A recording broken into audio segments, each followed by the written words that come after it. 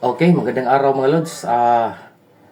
Pag-usapan natin kung halimbawa may client kayo na gusto magpa-estimate kung anong solar setup ang pwede sa kanila. O ano ba dapat gawin?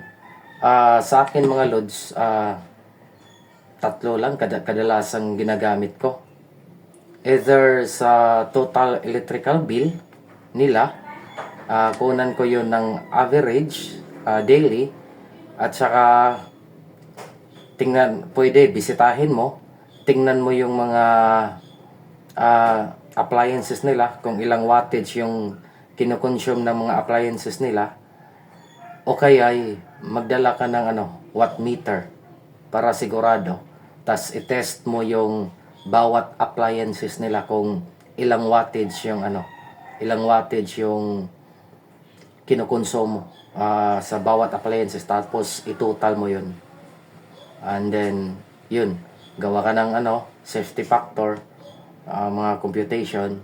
Halimbawa dito sa electrical bill, okay mga Lods, unahin natin yung bill. Okay, sabihin natin yung client natin is may 9,000 bill monthly bill na nila, mga Lods. Okay, ano ba ang pag-compute dyan? Madali lang, Lods. 9,000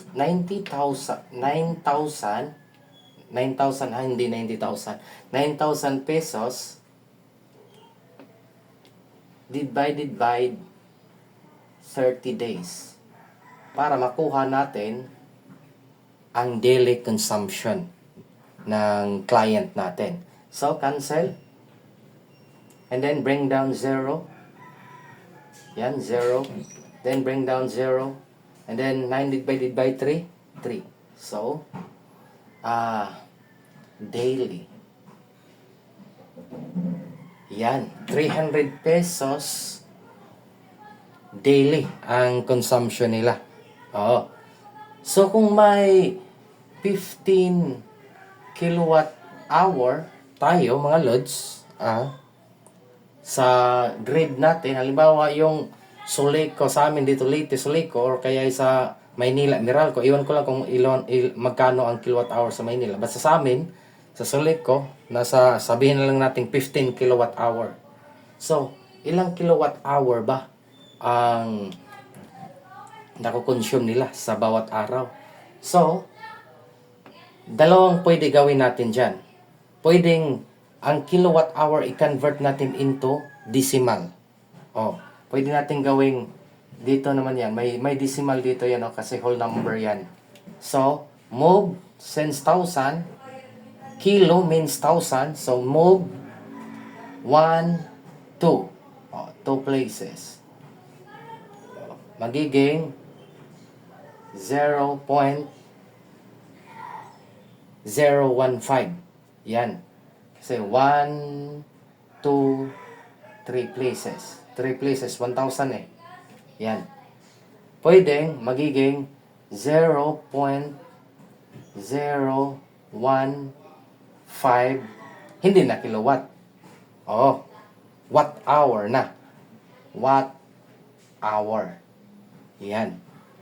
Pwede rin kilowatt hour din gamitin natin.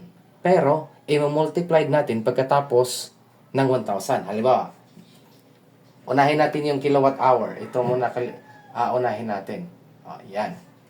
Okay? 300 divided by 15 kilowatt hour is equal to, okay, wait muna, calculate natin. So, 300 divided by 15.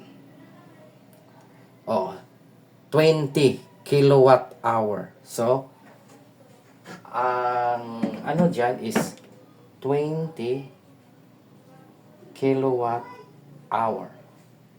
Or equal to, say times 1,000 yan ang kilowatt, 20,000 watt hour ang makonsume. Okay. Pwede rin convert mo muna bago mo i-divide. Halimbawa, ito 300 pesos divided by, ito gamitin natin, 0.015 watt hour. Yan. Okay. Tingnan natin kung ilan,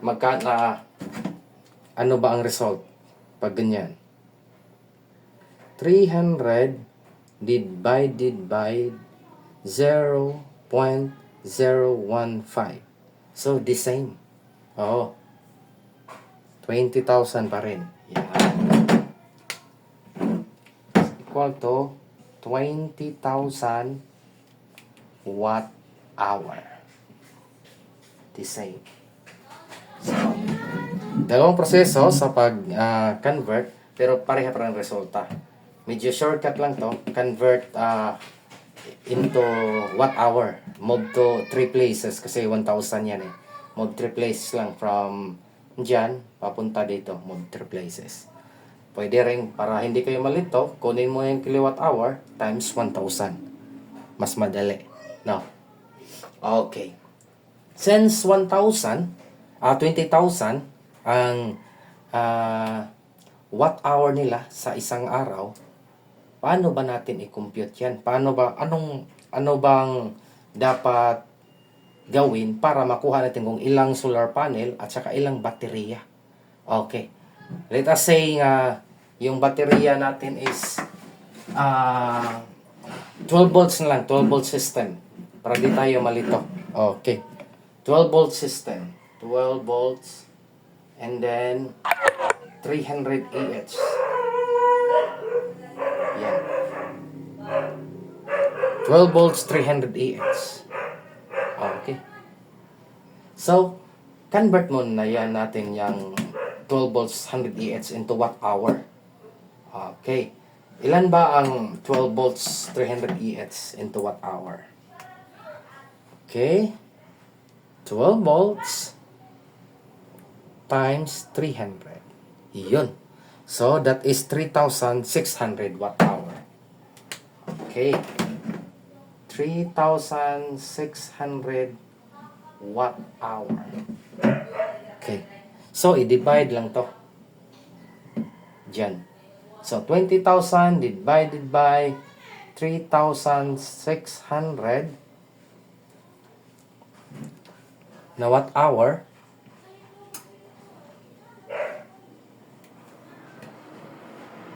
Okay, magkano ba?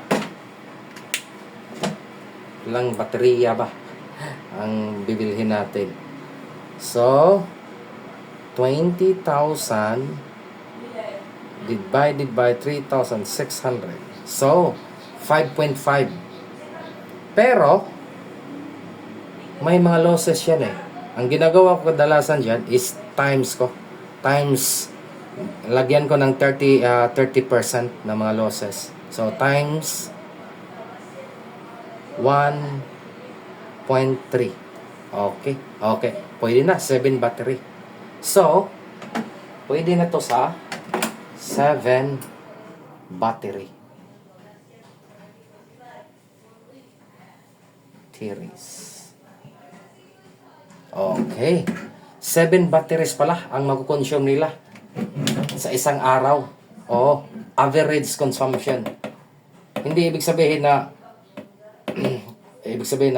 pag 7 batteries, pwede na to sa isang araw. Average pa rin to. Na-consume lang. Minsan, hindi magkasya yung 7. Halimbawa, may mga nagplaplansya sila. Tapos, sunod na araw, hindi naman nagplaplansya. Kasi, yung plansya natin, umaabot yan ng 1,200 watts. O kaya gumamit sila ng mga stove na heat induction. 2,500 to 3,000. Din yan, ng mga heat induction. Pwede maubos yung battery nila. Hindi lang umabot ng 24 hours. Tsaka sa sunod na araw, pag hindi sila gumamit ng plancha, pwede rin sumubra yung battery nila na 7 batteries. Kasi average pa rin to eh. Average na makakonsume nila para makukuha natin. So, 20,000, 7 batteries. Paano ba kumuha ng ng solar panel para mapuno tong 7 batteries? Since meron na tayong 7 batteries, Doon na tayo sa solar panel. Kung ilang solar panel ba ang pwedeng makapuno sa 7 batteries. So, since ang bawat batteries natin is 3,600 kasi gumamit tayo nag-assume tayo ng 300 EH na battery. So, ang gawin natin is 3,600 multiplied by 7. So, that is 25,200. Oh, watt hour.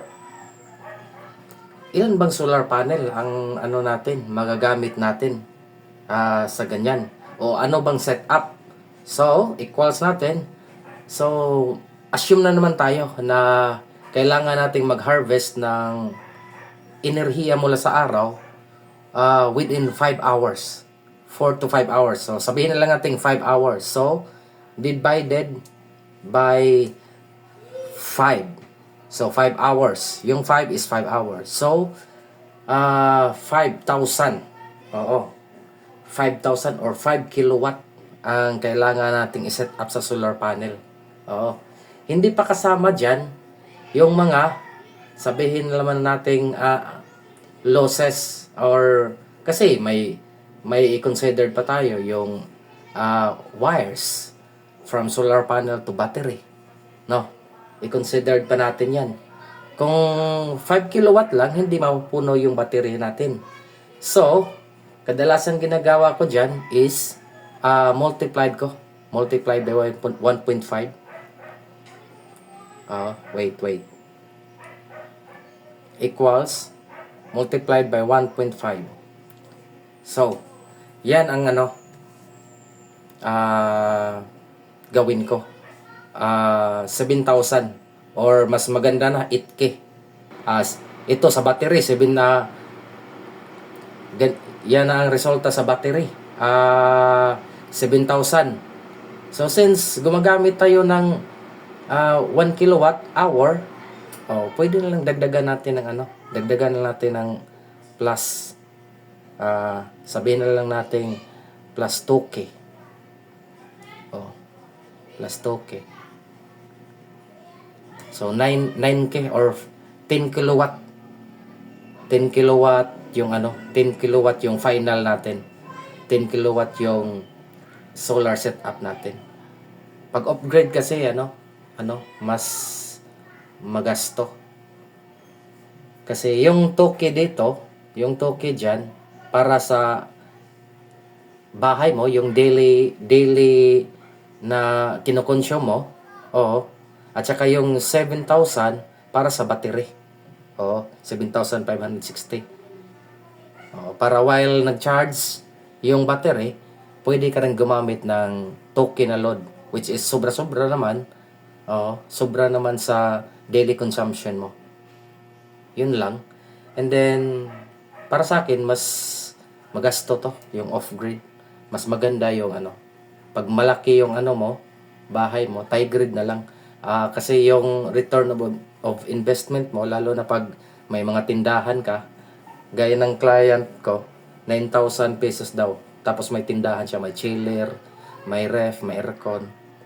So, mas advisable yung yung tie grid para mas yung return of investment, mas madali.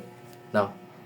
Pangalawang method naman ay bibisitahin mo yung client, tingnan mo yung halimbawa customize lang, gusto niya TV lang, ref at saka yung mga hindi na isama yung aircon, tingnan mo yung yung mga wattage, may nakalagay naman dyan yan, 35 watts TV, 50 inches na Samsung.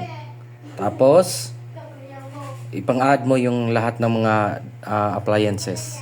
May mga pagkakataon naman na hindi mo makikita, gaya nito, ref. Yan. Hindi na makikita. Kasi sabihin na lang nating punit na.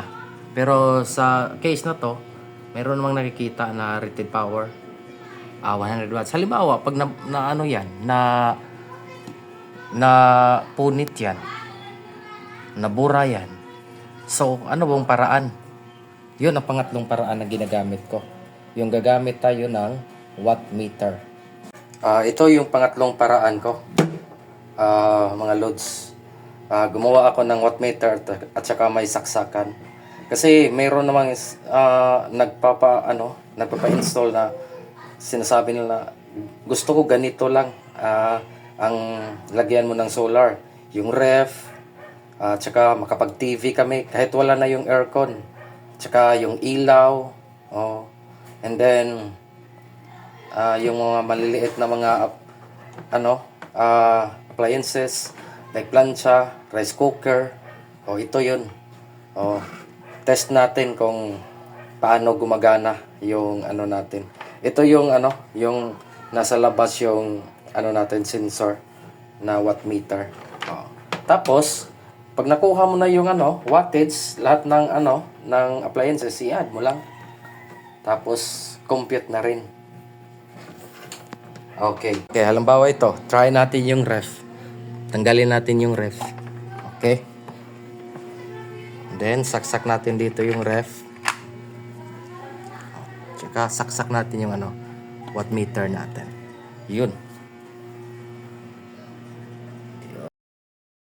Okay, yung nakikita nyo na dilaw mga loads, yan ang wattage mga loads. Tapos, i-add mo lang yung lahat ng mga kinukunan mo ng wattage. Okay, at pag na-add mo na yung mga appliances, yun ang bibilhin mo na inverter. Pero wag mong isagad. Much better na times 1.5 mo para di sagad yung inverter mo. Okay, halimbawa mga loads, yung sinukat mo, sabi ng client na ref, chiller, at saka aircon lang ang gusto niyang i-solar.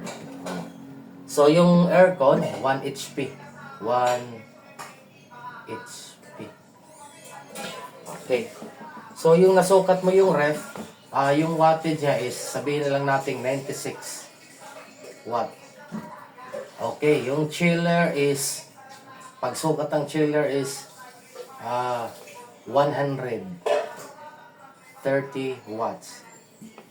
Yung aircon is 1 HP na aircon, sa bawat HP ng aircon is nasa 740 to 750 watts yan. So since 1 HP, sabihin na lang natin 750 watts. Okay. So, kung yan, total mo lang yan. Okay. Total mo 6,006. And then 9 plus 3, 12 plus 5, 17. Carry 1. 2. So, plus 7. Okay. Hindi pa kasama yung ilaw. Okay, sabihin na lang natin may ilaw. Ilaw na 50 watts. Lahat ng ilaw. 50 watts. Sabihin lang natin 100 watts. 100 watts. 100 watts yung ilaw. Okay. So, plus 100 watts. 6, 7. Nasa 1,776. 1,076 watts. So, para hindi naman masagad yung inverter mo, much better na gagamit ka na lang ng 1.5 or 2K inverter. 1.5 or 2K inverter. Para hindi masyadong sagad, hindi maano yung inverter mo. Iinit.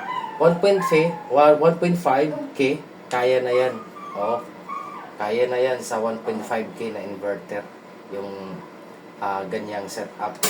Pero kung ako man ang pagdesisyonin, much better na 2.0K. Much better. 2K na inverter. Para kalahati lang yung nagagamit. Much better yung kalahati, hindi masyadong iinit yung inverter mo. Kasi hindi siya masyado sabihin na natin mahihirapan kasi kalahati lang. Kasi yung 1.5 at saka 2K, konti lang naman yung diferensya. Tapos pag 2K, pwede ka pang mag-upgrade later on. Pero hindi mo pwede yung saksakan ng plancha. Mag-a-alarm yung mo sa plancha. Kung gusto mong magsaksak ng plancha, kahit lang, kasi hindi naman masyadong matagal pag magplancha ka, 30 minutes o kaya ay 20 to 30 minutes, mahaba na yan. Magdagdag ka na lang kung ilang wattage yung plancha. Kasi kadalasan ng plancha is 1.2. So, magdagdag ka na lang ng 1.5. So, 2.5. Kung gusto mong ng plancha, kaya yung mga rice cooker, 2.5 na inverter. 2.5K inverter. Para hindi sagad yung yung inverter. Okay. Okay, yun lang mga lods. Medyo nga lang complicated konti yung unang pamaraan. Pero maganda din yun kasi nakukuha mo yung daily consumption nila. Unlike sa yung pangalawa, yung kukunin mo yung wattage, tapos i-add mo, kunin mo yung average, o kaya yung pangatlo, gamit ka ng wattmeter, hindi mo makukuha yung daily consumption nila, yung average ng daily consumption. While dun sa electrical bill, makukuha mo yung average ng daily consumption nila sa isang buwan or araw-araw na or ilan yung wattage na kinakonsumo nila. Sa akin, ginagamit ko yung tatlo. Pagkuha ng daily consumption nila, and then gumagamit din ako ng wattmeter para sure kung ilang wattage yung kadalasang nagagamit nila. Halimbawa, may mga induction nga, yung mga plancha, rice cooker, para makukuha natin kung anong klaseng inverter yung i-install natin. Ilang wattage ng inverter. Kasi mga loads, pag yun lang, yung sinusukat mo lang through 1 liter, hindi mo malalaman yung daily consumption. Pero pag daily consumption lang rin lang naman ang pagbabatayan mo, hindi mo makukuha, hindi mo malaman kung may halimbawa magdagdag sila ng yung mga appliances like mga heat induction, ang lalaking wattage yun. Halimbawa, yun, basihan natin yung daily consumption nila na 0.83. Tapos maglagay ka lang ng 1 kilowatt or 1.5 kilowatt inverter. Pag magsaksak sila ng heat induction, mag-shutdown yung inverter nila. Kaya i-consider mo rin, halimbawa, pag may daily consumption ka na, idagdag mo yung yung mga possible na isaksak nila like plancha, rice cooker, yung nila, yung heat induction stove. Kasi paglagpas yon, mag-alarm yung inverter. Kung daily consumption lang i-base mo yung inverter mo. Kaya kailangan mo ring malaman yung yung mga isasaksak nila. Okay lang naman kung halimbawa tie grid. Kasi pag tie grid, kahit 1.5, okay lang yan. Kasi pag magsaksak sila ng heat induction, kukuha lang naman sa grid o sa electric company pag pag tie grid.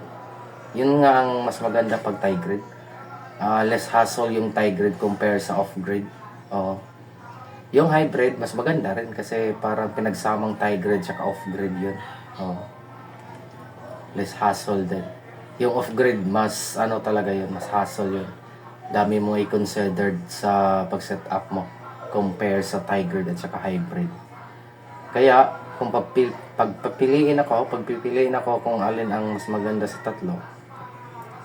Kung wala talagang walang grid sa lugar nyo, hindi aabot yung yung kuryente, drop wire, service wire ba tawag doon, much better na wala kang option talaga,